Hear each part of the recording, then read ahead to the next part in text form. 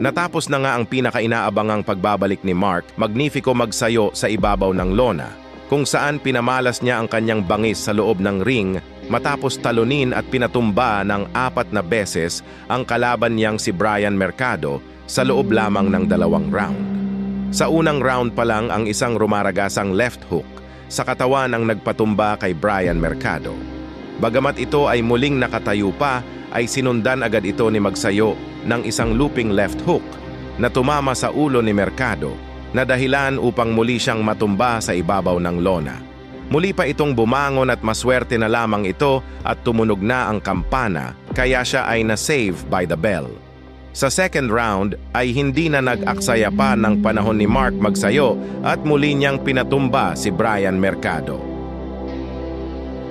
At sa ilang sandali pa ay muli niyang pinatumba sa ika-4 na pagkakataon itong kalaban niya at napilitan na din pumagitna ang referee at tinigil na ang laban. Panalo si Magnifico sa pamamagitan ng ika-2 round technical knockout. At ito na ang pangatlong sunod na panalo ni Mark Magsayo dito sa timbang ng Super Featherweight Division.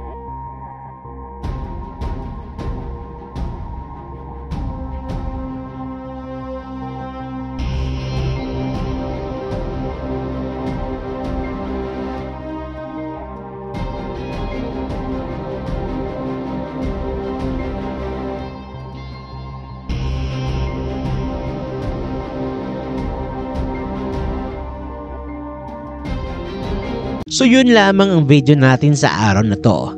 Mag-iwan lamang ng inyong komento at huwag mo sana kalimutang mag-like at mag-subscribe. At i-share na rin ang ating video. At muli, daghang salamat.